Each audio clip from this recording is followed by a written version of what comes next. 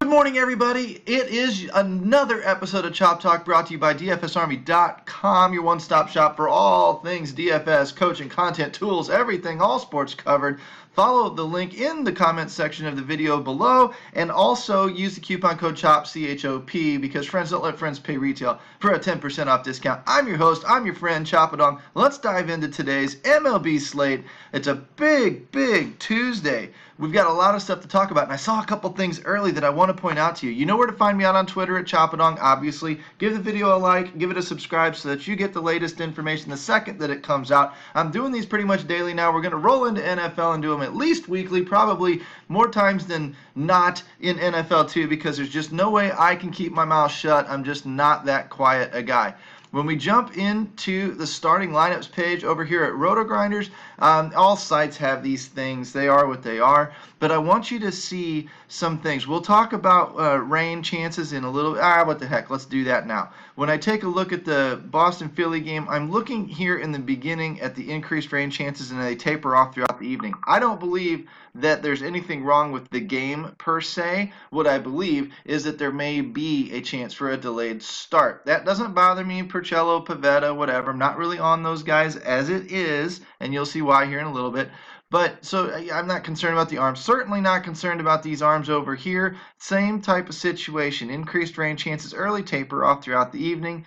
Not a big deal. Scroll down, nothing. We're really just looking for weather, St. Louis got a little bump here just in the last hour or so. I was just checking this earlier this morning, and they run pretty late in the evening with these 50-50 chances. We've got a low pressure system to our southwest rotating right up Interstate 44. Going to be spinning showers off and on over us all night tonight. Now, being we have a 4-game series with the Washington Nationals, I don't know. It is pretty much a 50-50 shot as to whether or not we get delayed chances. I don't really know that we're going to get a postponed chance unless they feel like they can slap a double header on here in the next couple of days, but it's kind of supposed to rain tomorrow too. So again, we're taking our chances. We don't really know, but you need to be paying attention, especially if you're using either of these pitchers. If you're using bats, you're gambling a little bit, but ownership should be suppressed because everybody's a little afraid of the rain.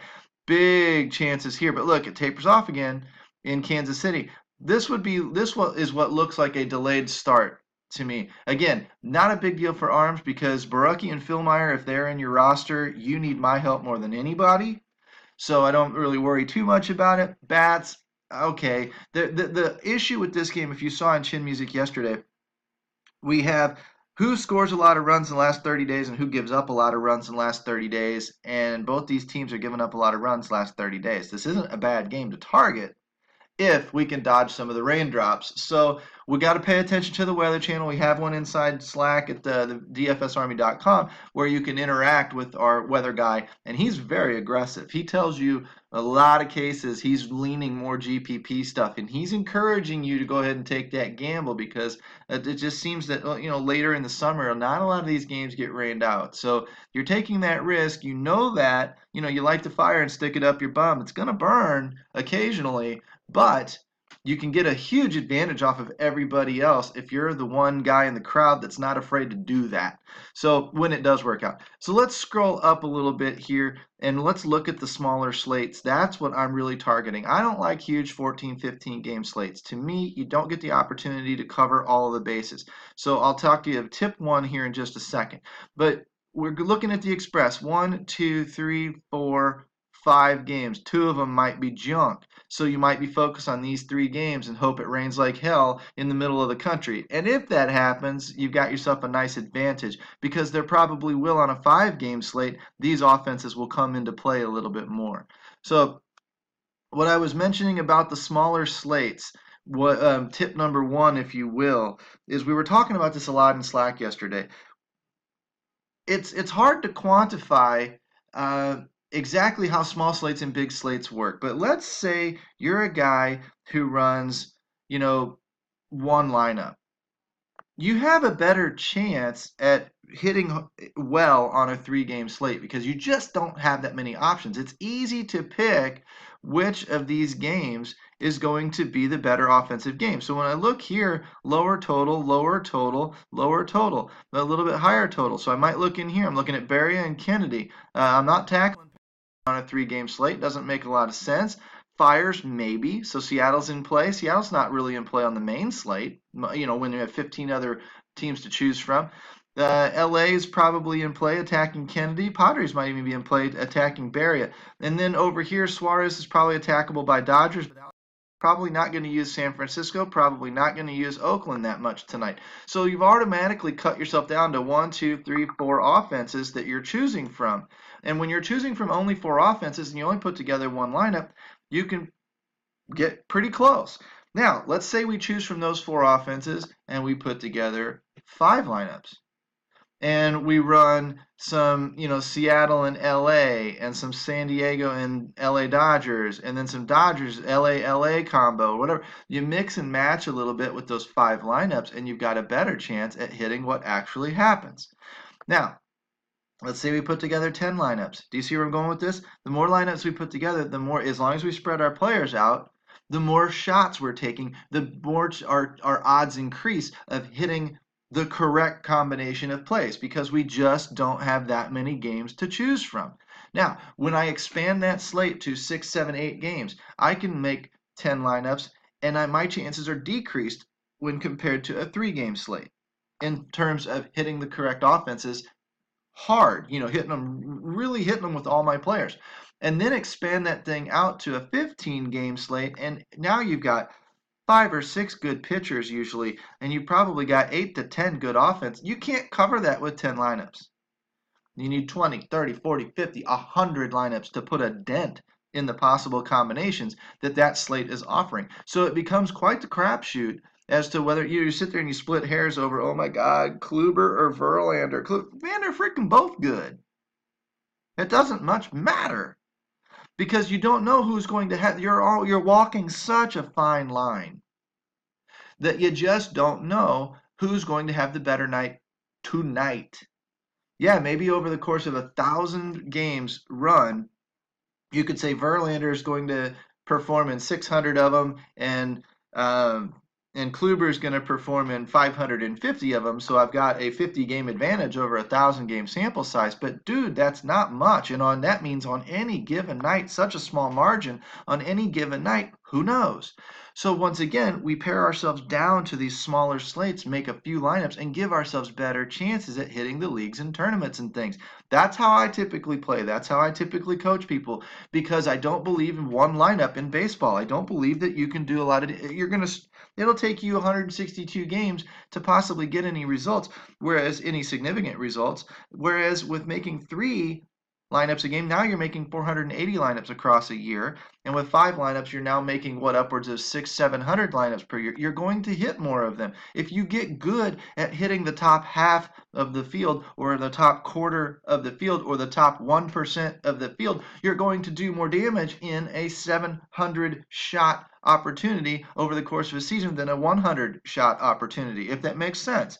Same way, we're building multiple lineups to take multiple shots at the slate, because we see the combos that are going to work, but we don't know exactly which combos are going to work. So we mix and match a little bit, and we target a few offenses, and we roll from there. So I like the smaller slates. On a night like tonight, I'm going to be on the 5-game slate most likely. 3-game slates is a little bit small for me, but I like it. It's okay when that's all the thing offers, but I really, really prefer the 5-game slate tonight, especially if the rain comes into play down in here. It'd be a lot of fun for a little bit of game theory. So let's dive into the research station, and let's start picking apart these pitchers over the next couple of minutes. The first thing that we do, if you remember, is we pick on the pitchers that we like, and we sort by DFSA grade.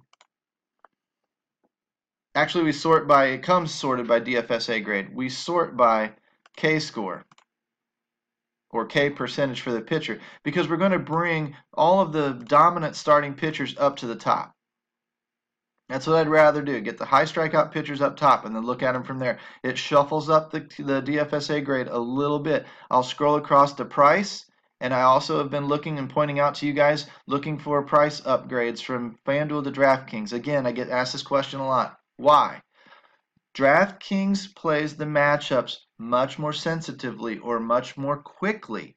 Then Fanduel. Fanduel's on a little slower algorithm that lets performance build their price structure, whereas DraftKings will goose the numbers a little bit for a good matchup. That's why pricing's typically tighter on that site than on Fanduel. So when I see a price adjust in a big way and create that price gap between 9,800 and 11,1, I'm going to say, oh, DraftKings sees something. That must mean Paxton's in a good spot. Okay, that's what that theory explains. Worked last night with Fulton-Ewitz. It works quite often with bats, with everything. If you pay attention, they will goose those prices. FanDuel pretty much only does it when you go into Coors Field with bats. You know, they'll know, and that's just essentially what DraftKings is doing too, but DraftKings is doing it across the board. Now, when we sort by these pitchers, we look at who the names are: Kluber, Paxton, Verlander, Pivetta, Corbin, Happ, Quintana, Wood. Keep scrolling down. Anibal Sanchez. I'm looking for pricing, differences, but I'm also looking for guys in that $8,000 range because, like you saw with Fulton-Ewitz last night, those guys can put up 50-point games, and that brings me 5 and 6x value or more, whereas 5 or 6x value out of a Kluber needs to be 55 to 66 points. Now, Fulton-Ewitz is going to hit 50. He's got more room to hit 50, 60, 70. He can hit it on occasion. Not going to hit it as often as Kluber, which is why Kluber's 11,000. So you're taking a little bit of a chance by rostering Kluber. But what you're buying with Kluber, of course, is the floor. The fact that he's not often going below 40 either, and Fulton-Ewitz might throw you an 18. So that's kind of the idea between these pitchers, and safety for cash games, safety for smaller leagues, and then risky stuff for big tournaments. But again, we don't need to worry about this crap down here. These, Brett Kennedy, Blaine Hardy types. People that are running those are fish. Don't be a fish. Stick to you don't need to go all the way to the top to the super nut studs, but what you need to do is you need to be down in here somewhere up towards the top because you need potential to hit a big game without it being luck, and you need a little bit of consistency, which is where you find those $8,000 guys. So somewhere between, say, 7,500 and 9,000.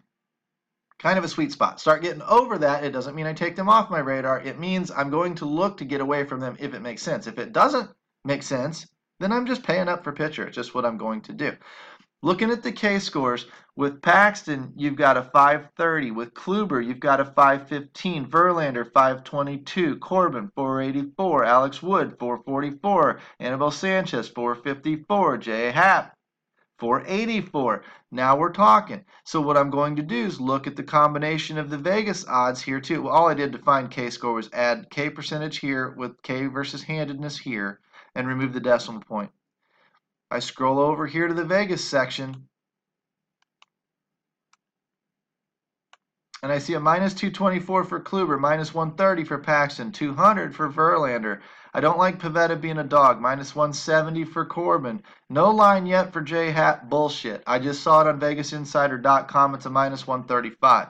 125 for Quintana. 187 for Alex Woods. 190 basically. 190 for Anibal Sanchez. The big favorites are guys that are also, again, we're going to go checking boxes.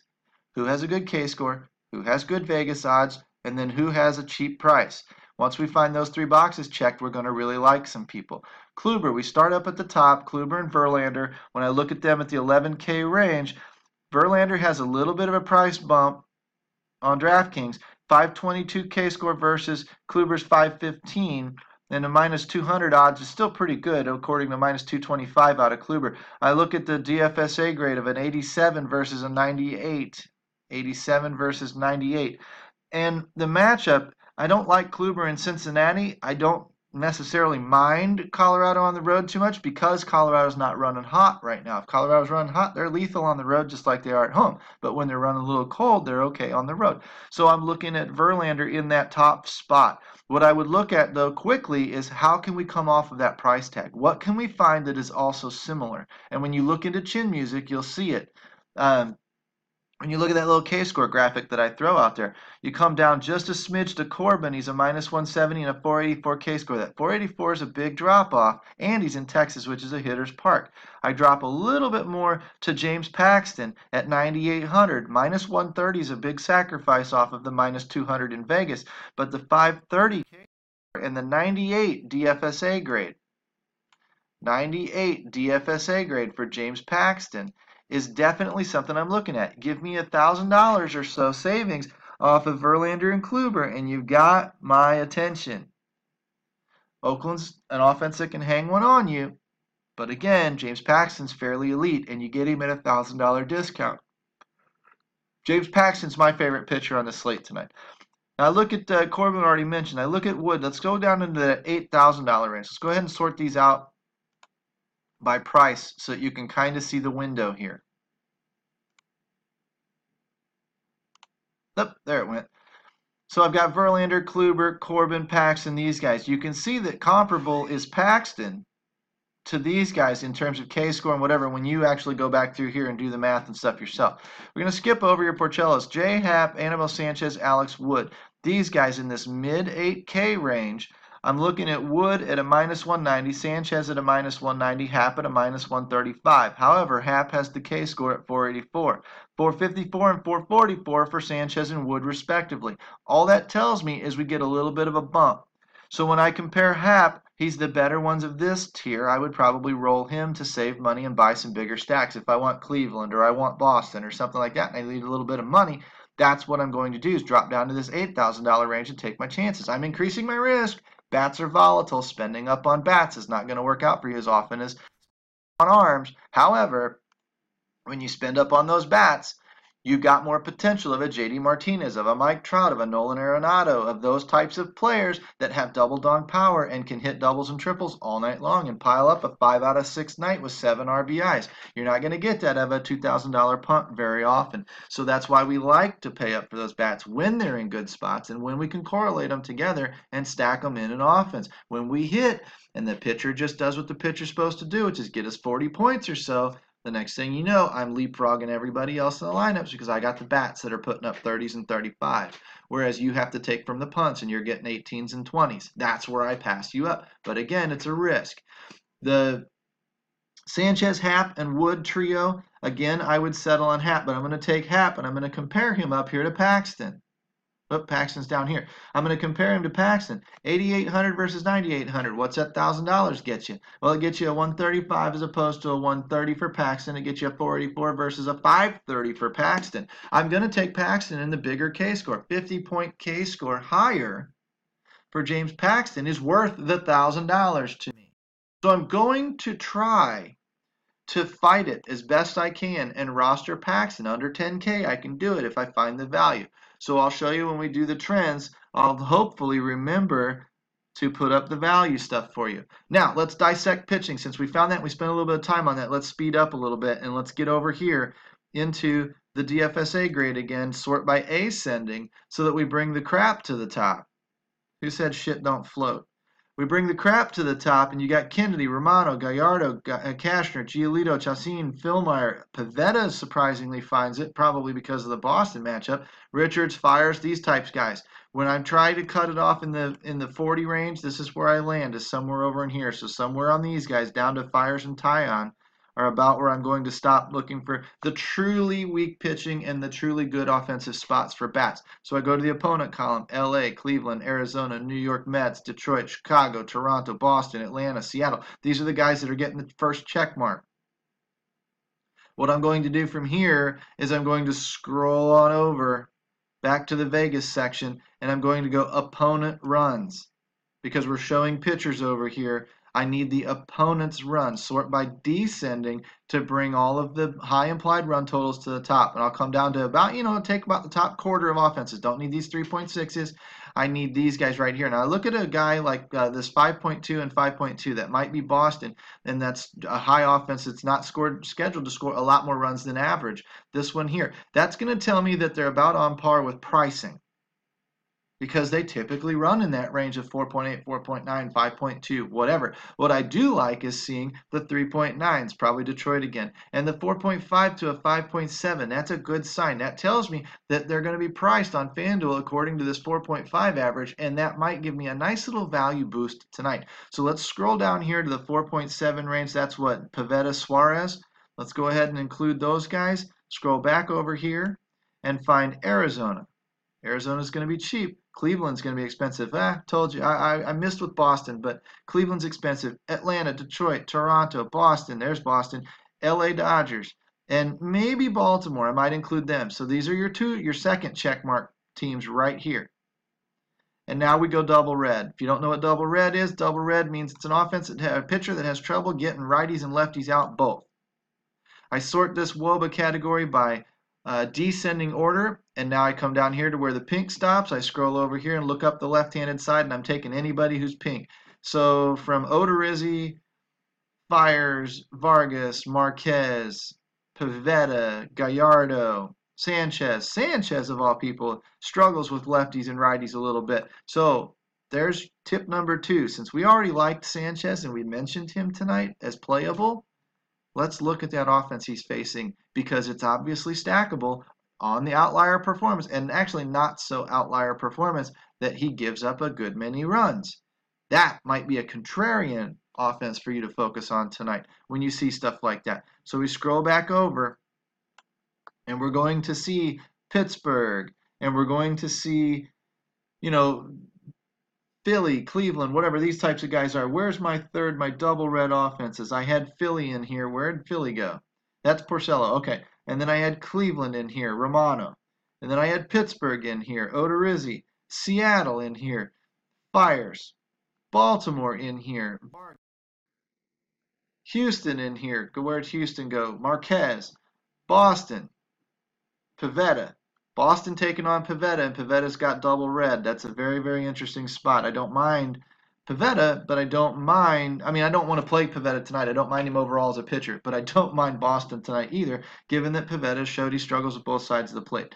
Arizona, Gallardo, and Miami taking on Sanchez. There's your most contrarian offense of tonight, and it's actually in a pretty good spot. I would save that for bigger GPPs. I would not be saving that for, crazy 10-man leagues, or you just don't need that kind of risk to win $5. Even a 100-man league where you win $25 on a dollar. Okay, I won't poo-poo the idea that hard in a league that size, but stuff bigger than that's where you would save that for, because you want to get paid on a dollar. You want to get paid $20, $50, $100, $1,000 to take that kind of a risk. You don't want to get paid $4 or $8. Okay, because it's just not worth the risk. It's just not going to happen often enough. If you get lucky and it happens tonight, then credit me out on Twitter and say I put you on that offense. That's my sneakiest offense of the night right there, and I won't be surprised to see it happen. I wouldn't be surprised to see the Atlanta-Miami game shoot out, to be quite honest with you. Now, the softer pitching you saw, the 2-star offenses, you saw the second check mark, you just saw the third check mark. That means our 3-star offenses tonight are Cleveland, Arizona, and Boston. That's who we're going to be focused most on, Cleveland, Arizona, and Boston. They have high implied totals coming out of Vegas. They're facing double red WOBAs in the opposing pitcher, and the DFSA grade on the pitcher's crap. So that's what you're looking for. Our 2-star offenses go down to Detroit, Toronto, Atlanta, and Baltimore. And we already know there's a little bit of weather problems in Toronto, with Toronto and Kansas City. So what we're looking for right now is we're looking for those 3-star and 2-star offenses, and we're going to mix and match them a little bit. And I'll redo this for my VIPs maybe on the express slate or the later slate tonight. But I think you can see the same process. It just lather, rinse, repeat works on every single slate, whether it's 15 games, 4 games, or what. It just works. You keep doing the same thing. You evaluate the pitchers. You pick on the soft pitchers. You evaluate the bats. You go find the hot players within the bats, which is what we're going to do next since we got 3- and 2-star offenses. Our GPP or 1-star offenses would be the Angels, the Mets, the Cubs, Dodgers, Phillies, Pirates, Mariners, Houston Astros, and of course the Miami Fish. Those are the ones that you're looking for. What we're going to try and get into now is the Trends tab. And the Trends tab is my favorite tab because I can do this with WOBA, I can do this with ISO, I can do this with hard contact, and I can do another sneaky little thing, which is blend hard contact and BABIP together and show a hard BABIP differential that could really put me on a bat like a Jose Reyes tonight. Jose Reyes is in a pretty damn good spot tonight. He's been hitting the ball hard, and he's been getting a little unlucky. So if he keeps hitting the ball hard, he's going to start getting lucky. That's just the way it goes. That's how the game is played. But what I do is I sort the WOBA totals here, the 7-day WOBAs, by 350. This time I went ahead and sorted it descending order on accident, but it's kind of fun to play because it'll put the offenses in descending order when I click on them. I always look for guys that are ascending. This is their season numbers. This is their 2-week numbers. Look at that, 257 for Francisco Pena. Granted, only one at bat. He must have hit the ball a ton. One at bat in 14 days. Let's pick a little better sample size here. 33 out of Guzman. 320 on 330 on the season, 500 on the 2-week, 750 on the 1-week. Dude's clearly hot, hot, hot.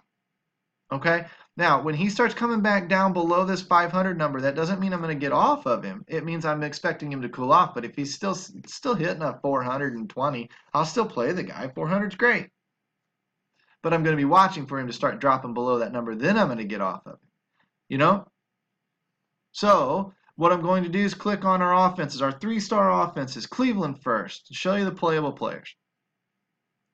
There we go. Hottest to coolest, and then off the chart at 350. Diaz, Ramirez, Brantley, Lindor, Kipnis. These guys do okay last night?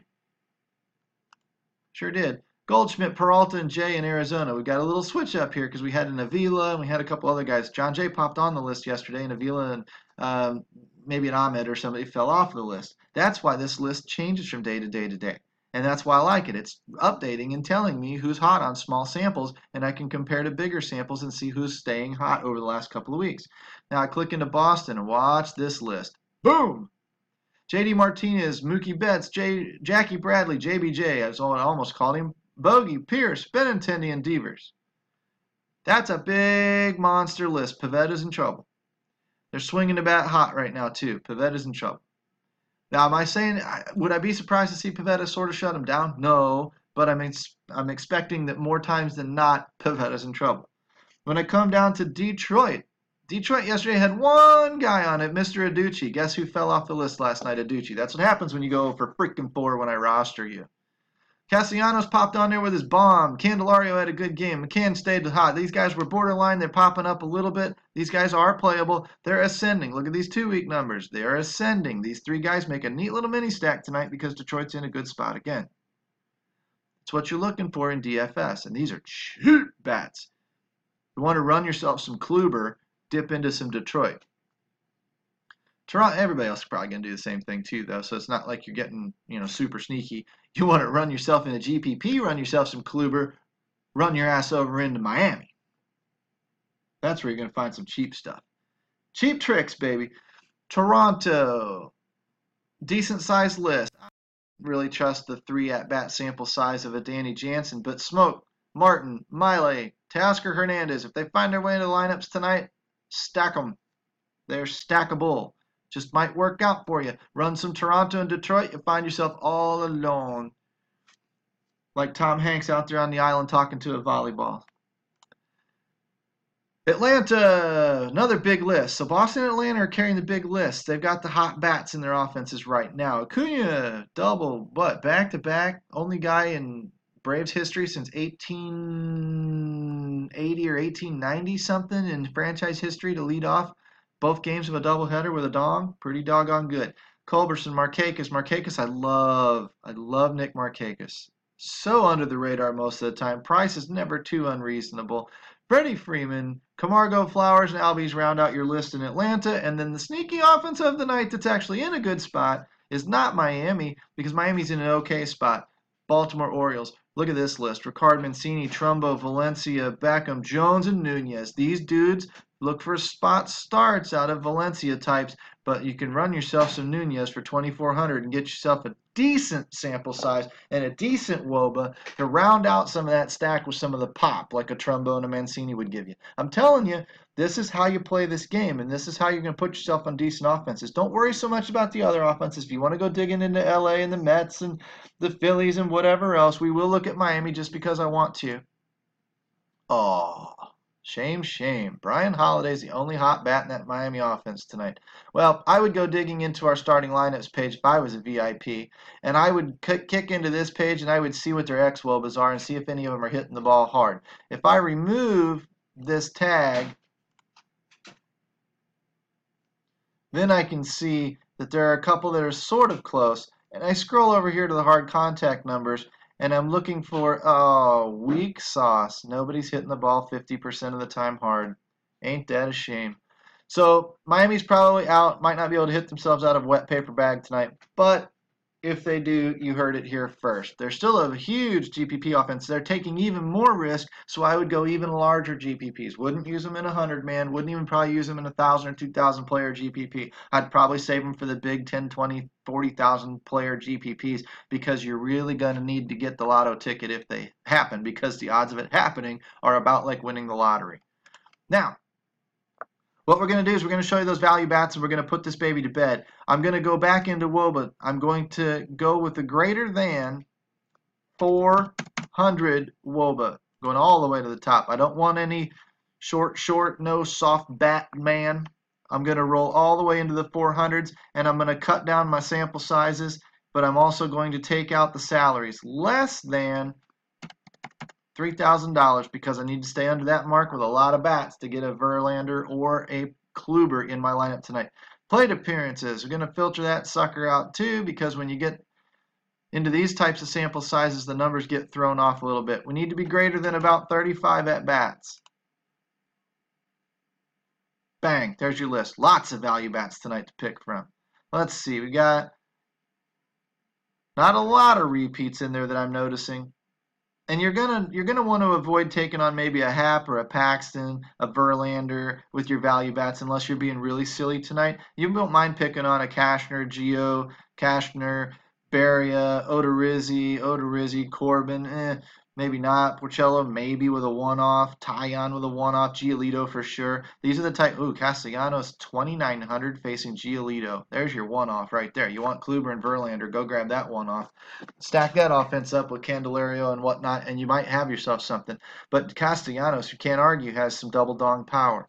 This would be a huge one-off tonight. There's my tip to you. But these names are all in play when it comes down to rostering for value and rostering your Klubers and your Verlanders. So we'll wrap that up with the value. Come in, be a VIP, get more coaching, interact with me all day long, chat with me back and forth. We'll get you fundamentally fixed. We'll get you pointed in the right direction. Our goal is to keep you from redepositing as much as you've been redepositing in the past. And then we'll talk about becoming profitable. And then we'll talk about becoming a pro or whatever the hell it is your goal is. That's our goal inside DFS Army, is to point you in the right direction and get you pushing in that direction. You want to go check our wall of wins out? Come right up here to the website. The Wall of Wins is a great place, and you can see me putting testimonials out on Twitter all the time. So give me a follow at Choppadong. Click like, click subscribe to this video. Follow the link in the comment section. Become a VIP today. Come talk to me. See you tomorrow.